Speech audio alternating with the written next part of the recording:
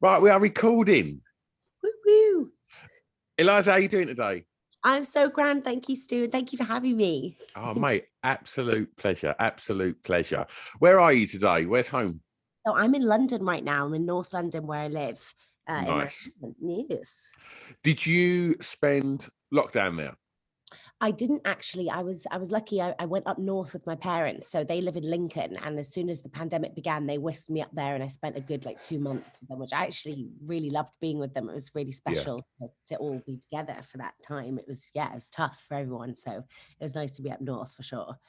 How did you find it? Lockdown? I guess doing what you do in the arts, 99.9% of that industry kind of ground to a halt. How did you find it creatively, and how did you find the last 2 years, personally, how did you deal with it? Did you struggle in any way, or did you it was odd?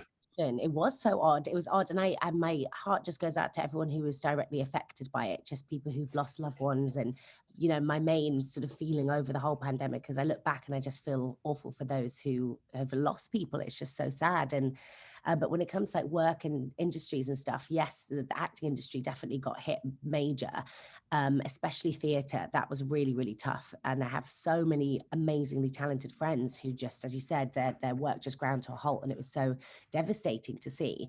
And in a way that the first part of the lockdown, I wasn't able to work either. And then we ended up filming season 5 of The Last Kingdom, which I've been doing for years. And so luckily with filming, it was tricky because we film in Budapest in Hungary. And so they basically had to down there for about 8 months solid. No one could kind of leave or come back and forth or anything like that, just because of the safety of that. No one's sort of traveling too much or, potentially contracting COVID or whatever. So they were really amazing, actually, our sort of production team, to have let it all, still be able to happen during such a tough time. Of course, so I was kind of one of the lucky ones. When I look back at it, I think, gosh, it's, I was okay that I got to work and still be creative during that time. But my gosh, so many of my friends, it was just so awful. And I think it's made a lot of creative people even choose different career paths, even, that sort of instability that comes with our industry has it sort of frightened them, and they've gone into different routes now, which is also kind of sad because they have such talents and skills, and it's so upsetting that they've had to swerve away from their natural instinct, what they want to do. But yeah, so I was one of the lucky ones, I will say. So I know what you're saying about that, and it is a shame that some people obviously have to pay the bills and had to, maybe do something that wasn't their dream career path. Yeah. But I do also think that a lot of people in the kind of creative fields, like if you look at musicians and things like that, all of a sudden they couldn't go to studios, they couldn't go to rehearsal rooms and write songs. And I think a lot of creatives did do, and I mean, I think it's a lot harder to apply that to sort of actors, but I think people just looked at what they had at their disposal. I mean, look at what we're doing now. Like, who was doing Zoom chats 3 years ago? Now this is the norm. Yeah, completely. And it's ridiculous. I was literally saying to my wife, this week, I was going, do you know what? I think I'm have a really sociable life, but I'm just taking stock of it. And I'm thinking, I speak to 2, 3, 4, 5 people a day and have these beautiful long, conversations about art and creativity and stuff like that. I'm fundamentally sitting in my shed talking to myself in a laptop. Do you know what I mean? When you actually look at the context, you're like, hold on a minute. I haven't actually left the house or seen a human being. So it's it is quite strange. But I do think that kind of thing of having all of the things that you usually do sort of stripped away. I do think a lot of people then went, right, well, what have I got at my disposal? What can I create?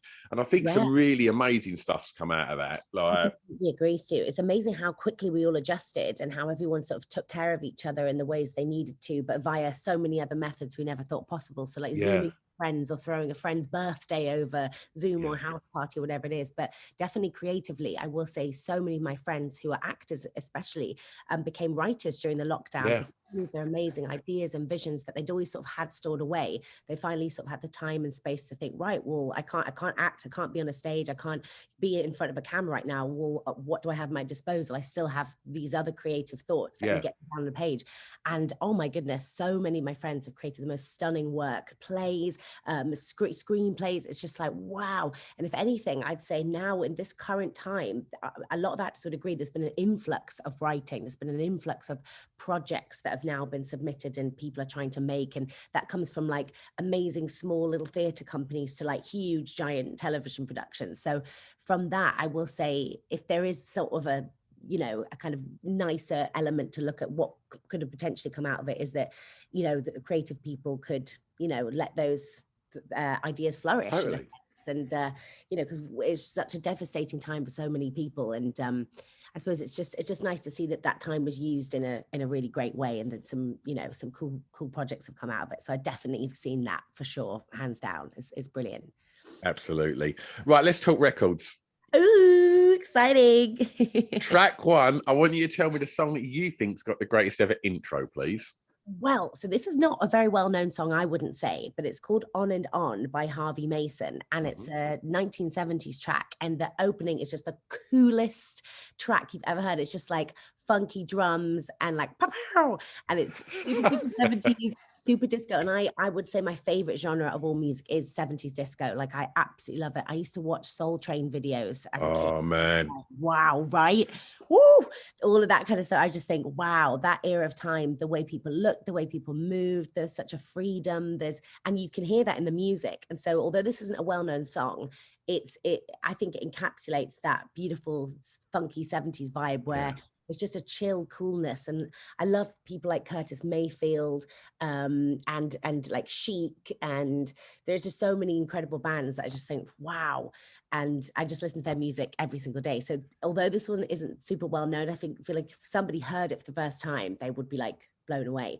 And actually often I sit with my friends, whenever we listen to 70s music, a lot of them will say, imagine being in that era at that time. Studio 54, Studio imagine. 54, oh my God. And hearing that song for the first time, you know, like George Benson's Give Me the Night or something like that. Have you heard, have you heard Randy Crawford do that? George Benson's Give Me the Night. It's a really lazy, like sort of chilled out version of it. And it's, Randy Crawford's voice is obviously off the scale. Wow. And that's such a good song anyway. When you get a chance, check out Randy Crawford doing Give Me the Night. It's so good. And I'll tell you what, like, it's so weird that you watch Soul Train videos. Like, it's literally, whenever I'm feeling a bit blue, it's like, that's my go-to, right? I love Rosie Perez, right? And I don't know if you've ever seen the sort of later era, that kind of sort of 80s era Soul Train. And Rosie Perez, mate, what a dancer, man. And like, literally, it's just when like Whitney Houston, Bobby Brown and all that's happening, and she's just busting some moves. But some of them iconic 70s ones, like, just the outfits are just spectacular, man. I wish we could go back to that era of dressing. I just find it so cool. Everyone looks great in flares and the sequins and the hairstyles. It's just, it's beautiful. Because I also love 70s music, you know, like Fleetwood Mac, you know, that kind of style as well, the sort of more folky style. But there's something about the disco. I think whenever I watch a movie as well that's set in that era and they kind of, you know, get to explore the sort of disco scene, I just think, wow. And there's a TV show called The Get Down by Steve. If you've seen it, that's awesome, because that was again an ode to that era of time, and that I was on that, like, you wouldn't believe. I was like, oh my God, this is so me. And just I love everything about it. So that first song definitely just proves my love for the 1970s music disco scene. And that's the best way to start a playlist, because is there any music more infectious that makes you want to dance than disco? Exactly. Nothing. Absolutely. Anything that Chic dropped, the minute it drops, it's like, I need to move. Don't Stop Till You Get Enough by Michael Jackson, right? The minute you hear that, woo, and them strings come in, it's like, I need to have a dance. Exactly. 100%, like Sly and the Family Stone. And there are so many like really sort of unknown ones, which is why I decided to pick this one rather than a really known one, because there are so many that are so sensational and they're not overplayed in a sense. So when you find them, I think they're like little gems. So when I found this one, which was quite a recent find, maybe like a year ago, I was like, oh my God, this is so me. But I couldn't believe I'd never heard it before. And I thought, well, there's so many other fabulous songs and records out there from that era of time that you just stumble upon, you think, my God, that is fantastic. So this is one of those like hidden diamonds for sure. Well, you've gone way back already, but I'm going to take you back a little bit now and ask you, please, to tell me the first song you remember hearing that had an emotional impact on you, please. Well, the one I chose was actually, it's very much to do with my mother and my grandmother. So my mother is Italian American, and her mother used to sing the song Que Sera Sera to her. And there's a beautiful version by Doris Day. And that's the version my mother would play for me. But she got sung that to her as a little child from her mother. And I never met my grandma, unfortunately. And I was, so devastated, but I have pictures of her all over my house. And she was just such a beautiful woman. And so she used to sing that to my mother, and then my mother used to sing it to me as a kid. And we used to have the little tape of it in the car, and she'd put the little Doris Day on. And so to me, that was my first sort of emotional tie to a song, because I adore my mother and adore my grandmother. And so just to have that lovely link, it always affects me when I hear it now as an adult. I get kind of choked up, even though it's a very sweet song and it's just about what will happen in the future and who can predict the future and what will I be. There's just something really sweet and also really, really sad about it. Really, really just like moving. So that's the song that I feel like always used to get me. And I really love like old school singers. So I used to collect a lot of Billie Holiday, Ella Fitzgerald, and Nina Simone albums as well. And I know Doris is like kind of in a different category in that sense, but that sort of really old school classic singing style as well, I just adore. So that's also the kind of music that would move me when I was growing up. I was quite an odd child that I would literally listen to Ella Fitzgerald all day. Everyone else is listening to like Green Day, and I was like, Ella Fitzgerald's album, pop that on. It was so strange. And I used to wake up with it. I had a massive sort of like, not boombox, but like a sort of stereo thing with a CD player right next to my bed. And every morning I'd whack in either a Billie Holiday or an Ella Fitzgerald, and I do like my hair for school, always listening to that kind of music. And Doris Day. So yeah, that was my stuff growing up for sure. Que Sera Sera's, it's such an emotional song, and it's like there's an element of longing to it, and like, whatever will be, but there's it's just tinged with, I don't know, it breaks my heart a little bit when I hear that record. Do you know what I mean? Yeah, completely. And you just think, and that no one can really tell you what lies ahead, but that, just to be happy, just to be you. And so there's something really sweet, especially coming from a mother singing that to you. There's like this love and support and protection over you, and going, well, we love you, so that's all that matters. That's what will be, and the future isn't ours to see. It's just like, that's a stunning thing to think about for sure. Did you ever, you're probably too young, but did you ever watch The Royal Family, the comedy? I know exactly what you mean. And I probably dipped into a few episodes because my parents would have 100% watched it. I know of it and what it's all about for sure. Why was that song in that? The scene in which the grandmother passes, Ooh. and one by one they walk up to the hospital bed to say their last goodbyes. Que Sera Sera's playing. And it's like, and it's heartbreaking. It is absolutely heartbreaking for a comedy as well, because it was tinged with a bit of drama as well. It was so well made. But yeah, that song, as soon as you sent it over, I got goosebumps thinking of that scene before I think of anything else. Like, because it's it was an amazing TV show, but that record is so poignant and just cuts straight through. And I don't know. It's just a sort of happy sad as well. It's a really strange song, and I think it's beautiful, but tinged with melancholy. And yeah, I always find like sometimes the happiest of movies, or with the most like stunning message, are the ones that choke me up the most. Like Disney have been doing some amazing movies recently, like Coco, the one about like the beautiful Mexican tradition of La Dia de los Muertos, and then they go through, this family like tries to find all the people that they've lost, and there's something so joyous about it, like a celebration of death, let's say, but then there's also just, it's so devastating. You're like, oh my God. Or there's a movie called Soul as well that's kind of a really, I've still not seen that yet. Oh, it's so cool. It's so cool. And that's just basically all about like us, our existence, and like what we see is important and what's not important in our daily lives. And it just puts it all into perspective. And again, like really happy, awesome movie, but it makes you think. And it's just like, I was crying my eyes out. I cried my eyes out. Right.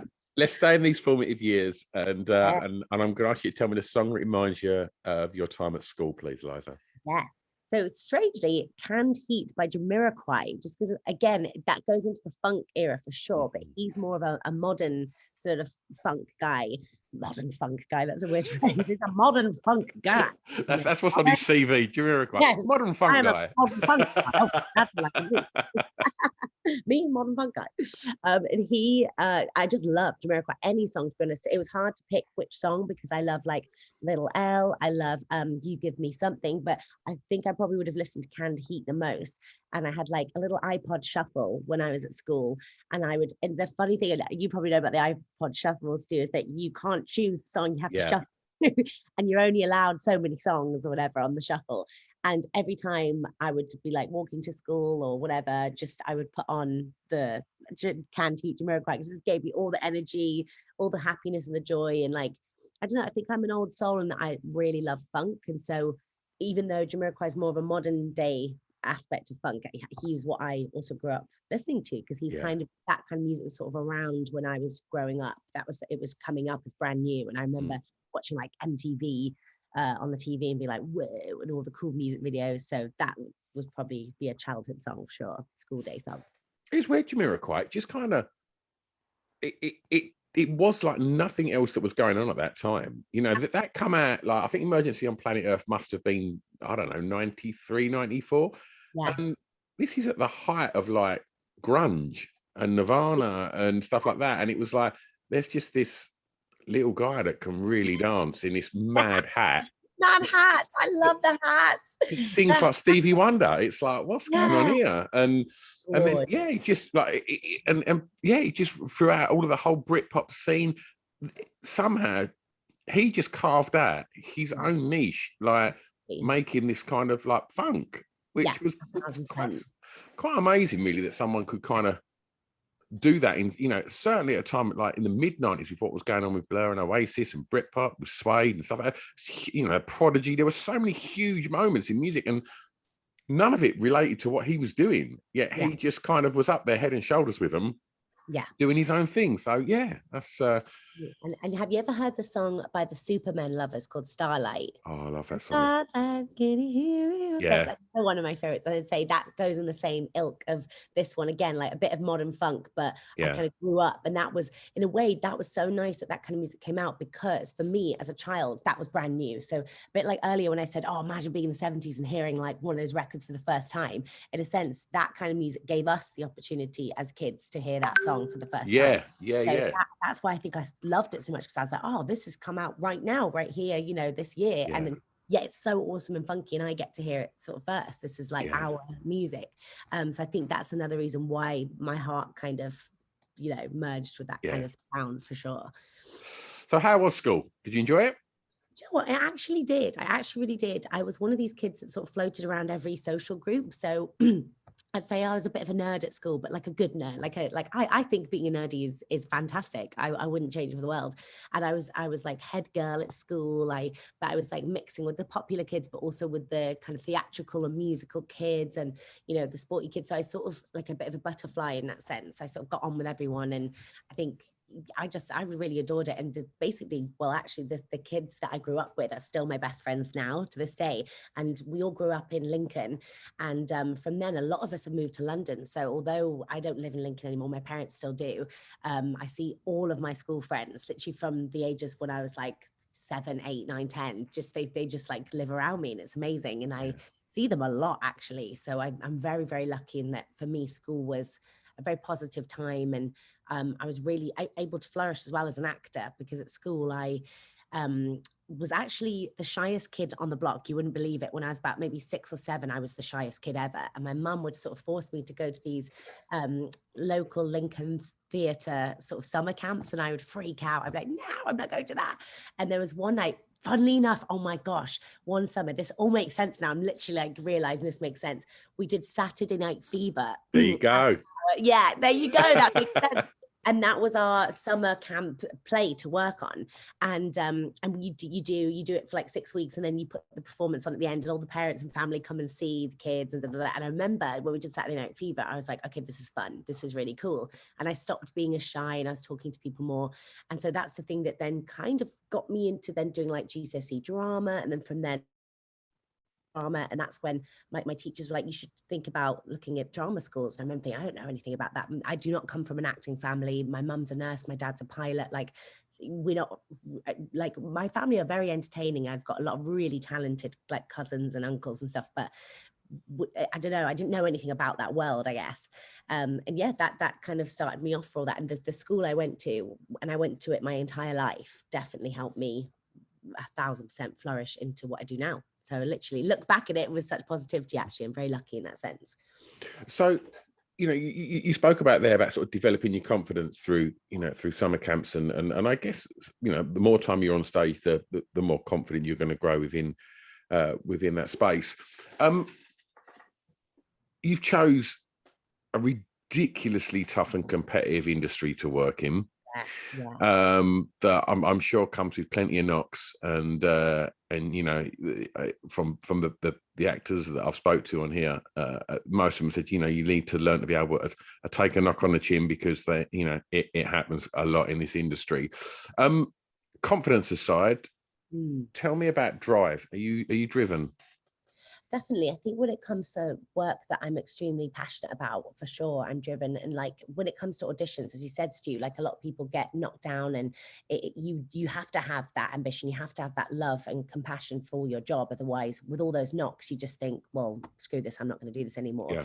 So I definitely feel like that drive has landed me where I am today. And I've had all kinds of knockbacks and no's, and every actor does. And I actually think that makes us a really resilient folk in a sense, because we understand that it is a business and it's a weird way of looking at it. But like, you are the product of whatever this production wants or needs, and whatever you can deliver is what they might want. And it's just a case of you letting them know that, you showcasing it, you delivering your best performance in whatever way that could be. And it's nice when it lands, because of course it makes you think, right, I've done that. But when it doesn't land, it doesn't mean that you're not right, that you're not talented, that you're not brilliant, that you're not, you know, going to be successful.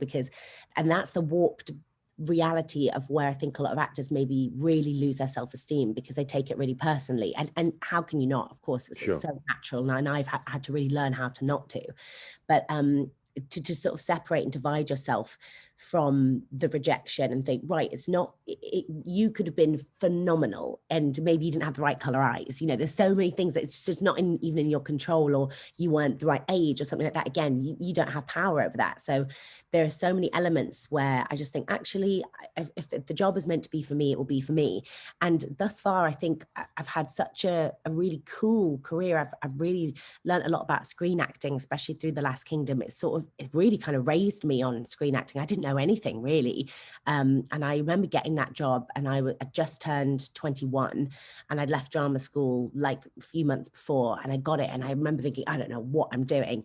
And then I ended up doing it for nearly 8 years. So all in all, that trained me how to be a screen actor, out of coming from theatre school and learning all about like stagecraft, and then to go into that. And like, I don't know, I think I've been very lucky, and I know that hasn't happened to a lot of actors, that you get to be on a recurring season. I know that for sure. So in a way, I look at it as like, you know, I'm so bloody lucky, and it's also like an extra training in screen acting for sure.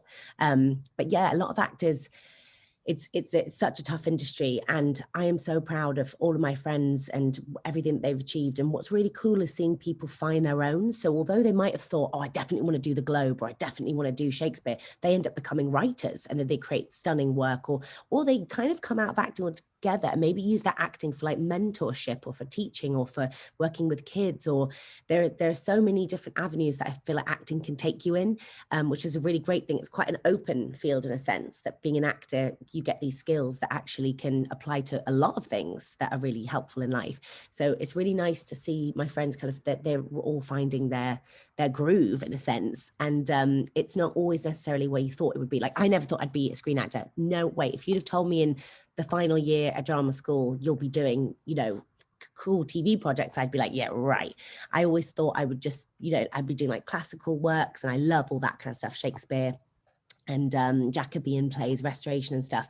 But yeah, it took me down a complete different path. So you just never know, I guess, as well as the other thing.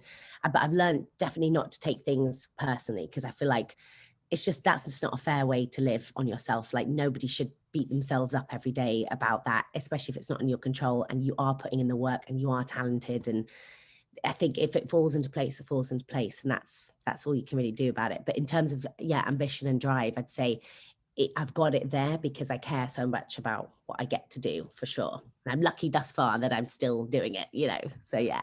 Wonderful. Right.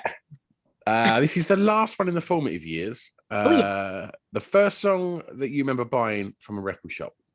Yes, was Say My Name by Destiny's Child. I'm obsessed with anything Destiny's Child, anything Beyonce, anything to do with Kelly Rowland, Michelle Williams, all of them. I love them so much. Like all of my girlfriends in Lincoln, we all grew up listening to Destiny's Child, for sure. That was our thing. Any like little school disco or cute little sleepover, that kind of song was always playing. And I do remember going into HMV, and I used to buy now that's what I call, you know, 64 or whatever. I had collected those. I had so many of those. But I will say I remember buying the Destiny's Child album with Say My Name on it. So that was like definitely the one I bought. And I must have been about 10 or 11 or something like that, and got my mum to buy it for me. But yeah, anything to do with that band is just stunning. And it's the Destiny's Child sound is like kind of an old school R&B, which we're getting back a little bit with some artists today, which is really nice. But there's something so fun about that kind of music, but especially for like young girls growing up. Destiny's Child were a very powerful female group, and very, very inspiring and moving and powerful. So I do think there was a lot of that in it, looking at them and being like, oh, I'd like to be like them one day, you know, like aspiring to be these, you know, fantastic women. So yeah, that was probably why I loved that song so much as well.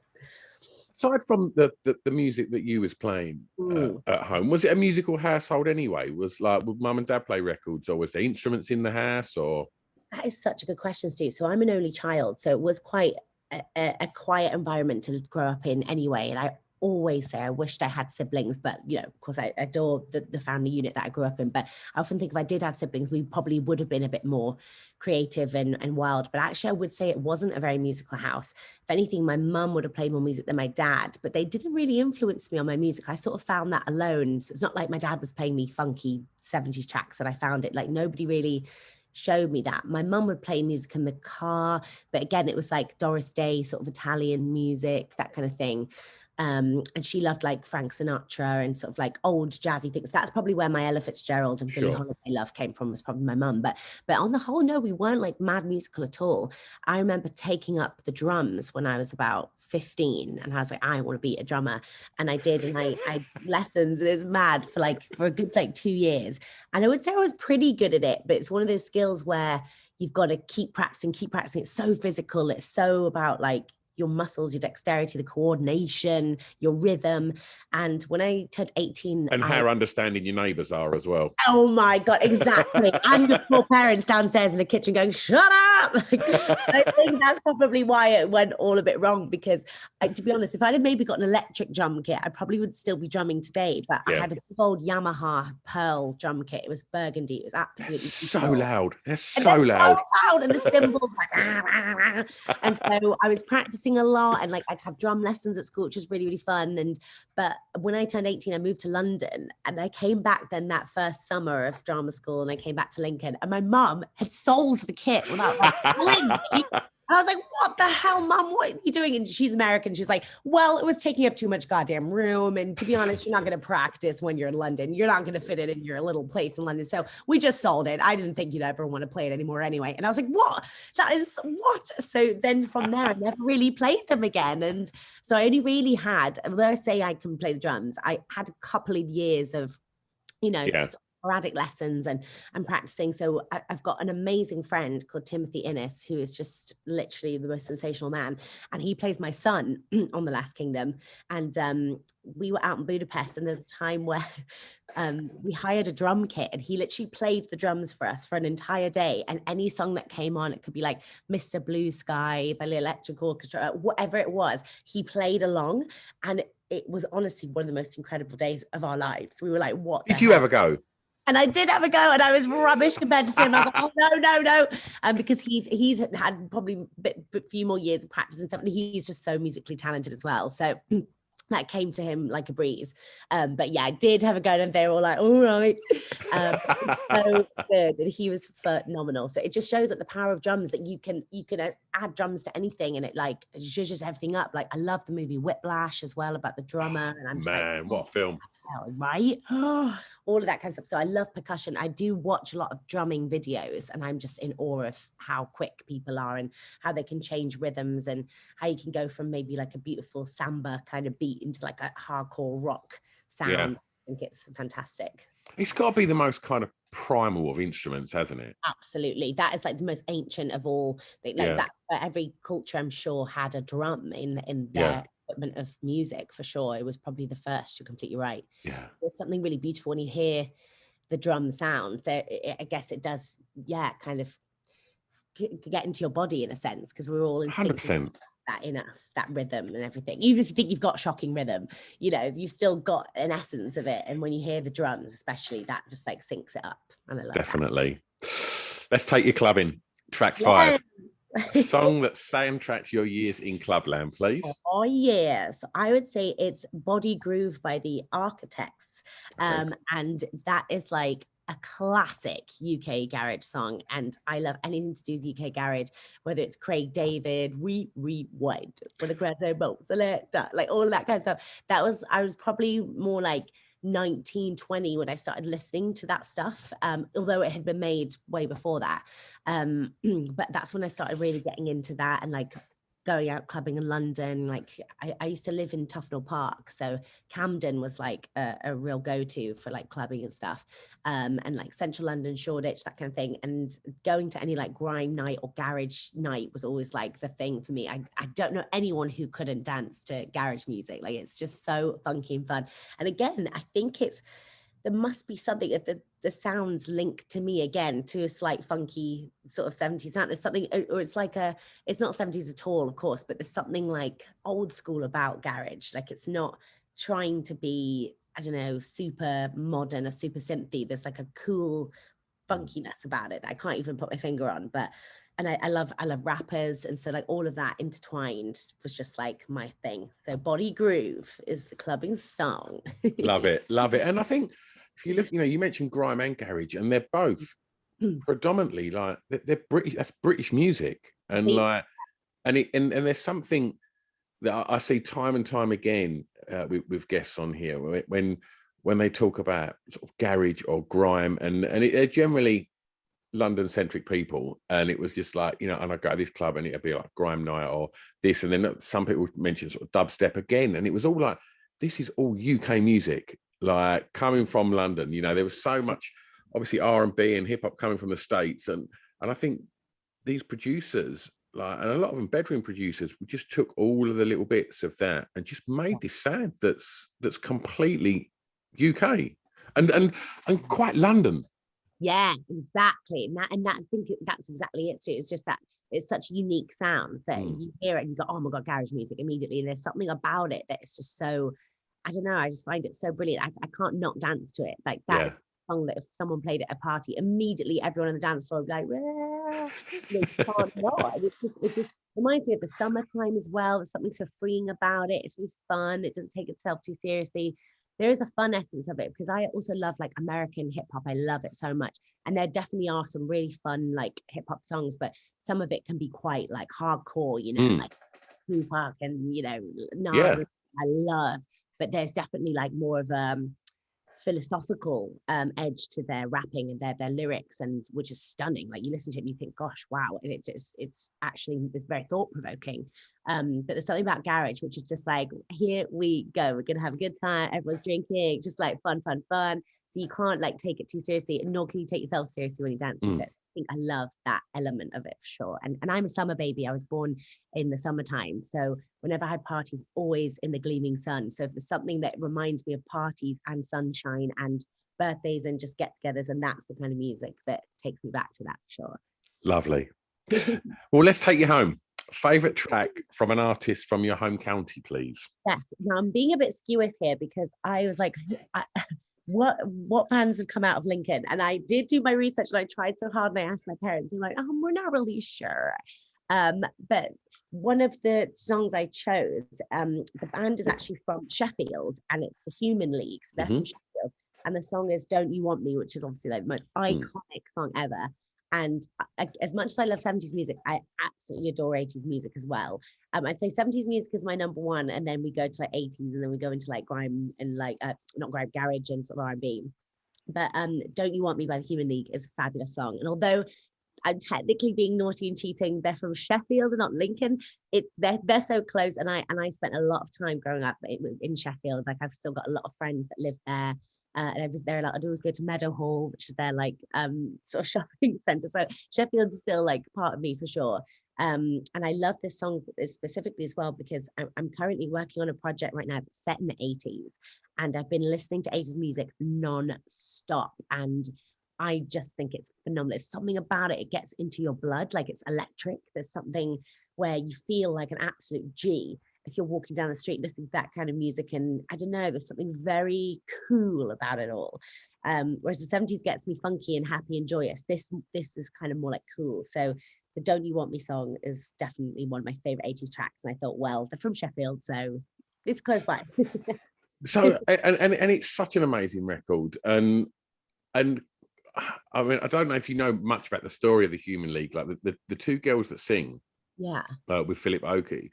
Like the Human League, there was the Human League were, when they first set up, there was more members of the band, and that band left and formed a band called Heaven 17, who have the big song Temptation, which I'm sure you would have heard. Temptation, that one, yeah. So, but the Human League, like they basically went to a club in Sheffield, and he saw the two girls just dancing, and just went, "Do you want to join the band?" And like didn't even know if they could sing.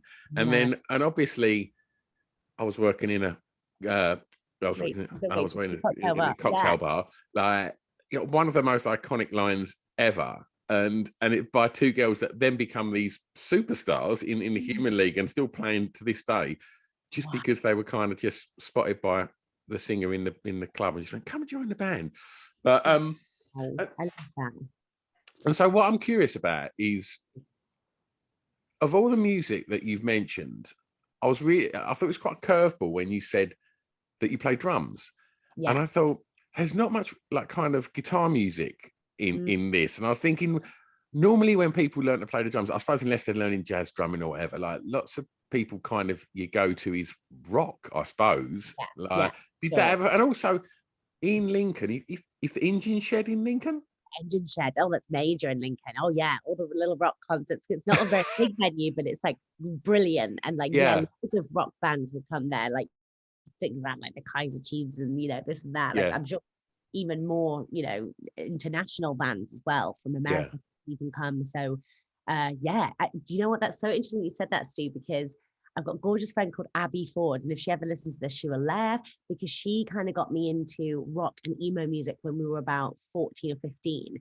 And I remember I would hang out every day, and I would listen to Green Day, Biffy Clyro, Billy Talent. And I actually think, so I'd have been about 15 then. That was right before I bought a set of drums when I was about 6. So I think that definitely influenced, you know, I grew up sort of, as I said, listening to like Jamiroquai and all that kind of stuff, but I met her, and I do think the scene of our generation started to change. We did listen to rock music for sure. That was the sort of generation, and especially a place like Lincoln, and a lot of my friends would go to the Download Festival, like the big rock festivals, and Reading Festival, stuff like that. And I definitely was influenced by rock music for sure. And I would even watch Kerrang, you know, it's like next to MTV, and sometimes I go to Kerrang. And to be fair, actually, my favorite bloody band was Red Hot Chili Peppers. If I'm talking about that era of growing up with a bit of rock and a bit of like wanting to be a drummer, it was. But they're fundamentally a funk band. And this is the thing. There you go. Do you see the tie always comes back to funk? Or that should be on my gravestone. He always comes back to funk. Literally, always something to do with funk. Why they were my fave when it came to that kind of genre. But the Red Hot Chili Peppers, of course, because they've got a bit of like grooviness about them. Completely. New single out today, I believe. I literally saw the video for their new single today. And Anthony Kiedis still looks about 30. And now when you think, he's got to be well in his 50s. And like the stuff that them boys put their bodies through in the 90s. And yet he's still got his shirt off, 6-pack, looking absolutely incredible. You think, whatever he does every day, I'll have a bit of that. Because it's, he looks incredible. That's amazing. And it's coming out today. Well, that says everything then, doesn't Yeah. it? That's coming out today. That's an omen. That's fantastic. Wow. Oh my God. Right, last track, Eliza, and a song that many people may not know that you want them to hear. Yes, so I've chosen Jump by Van Halen, and I freaking adore this song. And like, it's again a bit of an obscure one, but it's an 80s song, and it's just so full of joy and power and like motivation, and I just love it. Whenever that dun, dun, dun, dun, dun, dun, whenever that starts, I'm just like, it just makes I didn't swear by that. I said, Oh, you're fine. Swear on this podcast. But that's how much it gets me, just thinking like, whoa. And every time I hear that song, although it doesn't really link, apart from maybe with Human League, it doesn't really link with any of the other sort of songs. Well, there's the rock. There's the rock. But There's you've got the big lead synth as well from the 80s. There you go. Exactly. There's all of that kind of stuff that combines, and there's something about that song. The synth is just like the best. And if I was to like go to the gym or like have to just get up really early for something, and just like if I'm not really feeling it, I'm like, if I put that song on, I'm like, all right, here we go. It's like superhero mode kind of thing. In fact, we had an amazing teacher at drama school called John Biscuitza. He's fabulous. And he said to us, what's your superhero song? And this was like, I would have been about 18.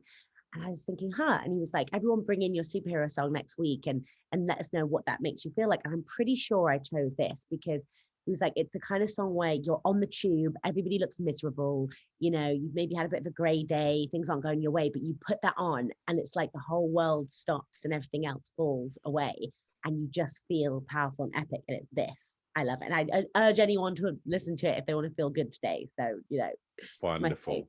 Yeah. Well, we make it really easy for people to go and listen to it because we put a Spotify playlist together to accompany the podcast, so people can go and listen to all your song choices and some of the other songs that we've nattered about today. One thing I want to ask you, which I like to ask guests, you were just talking about like if you're sitting on the train and you got your headphones on. Yeah. When you're sitting on the train and you're getting lost in a song, and then when you get off a train and you're walking to wherever you're going and you've got them headphones on and you're getting lost in that song, in your mind, are you in a music video? Completely, always, 1,000%. I've got the choreography down. I've got the outfit. I've got the steam machine. The disco ball is coming down from the ceiling. 1,000%. Higher. 1,000%. Love it. I feel sorry for anyone who doesn't feel like they're in a video. They're deprived. You know what I mean? Like, you've got to feel that way. I love it. Eliza, it's been an absolute joy talking records with you. Before we finish up, just let me know what's happening for the rest of the year. What are you looking forward to? What's Eliza looking forward to this year, and what's happening professionally? Thank you, Stu. So I'm really looking forward to the summer, and the good thing about the summer this year is that I will be in Tenerife literally in a couple of days shooting this 80s TV show. Lovely. And it's called A Town Called Malice, actually named after the song by The Jam, which is extra awesome. So again, a big ode to the 80s. And it's set, the show is set in Costa del Sol, and we're filming it out in Tenerife for about 5 months. So my summer is going to be filled with filming and being creative and being with this lovely new team and family. And so I'm really looking forward to that. Pina coladas. And pina coladas and getting caught in the rain. Oh God. So that's what I was so excited about. And this new show is going to be awesome. It's for Sky, and it will be out in 2023. And it's like an 8-part drama made by the creator Nick Love, who was awesome.